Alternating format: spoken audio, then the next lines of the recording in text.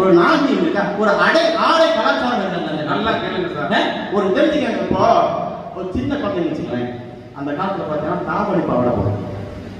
அதுக்கப்புறம் வயசுக்கு வந்ததுல என்ன பண்ண பாவாடை சட்டை போடும், அப்புறம் தாவணி பாவாடை போடுவாங்க, அப்புறம் சேலை கட்டுச்சு. அது கல்யாணத்துக்கு பிறகு பட்டு சேலை கட்டினாங்க. இப்போ பார்த்தீங்கன்னா எல்லாரும் துணிதாங்க. அம்மா போட துணிதா, மகன் போட்டு மகன் போட துணிதா, அம்மா போட்டு எது அம்மா எது மகன் துணியா, எவ்வளவு கஷ்டம் இல்லை. அந்த காலத்தை வந்துருக்கீங்க. இந்த உலகத்துல குழந்தை ஆடை கலாச்சாரம் ஆடை கலாச்சாரம் சொன்னாங்கல்ல, அந்த காலத்துல ஒரு 20-30 வருஷம் முன்னாடி அளவோட பெரும் பணவோடு வாழும் சொன்னாங்க இல்லையா? அதுக்கப்புறம் என்ன சொன்னாங்க? நாம் இருவர் நமக்கு இருவர் சொன்னாங்க இல்லையா? அதுக்கு சொன்னாங்க நாம் இருவர் நமக்கு ஏன் கேட்டு சொன்னாங்க இல்லையா?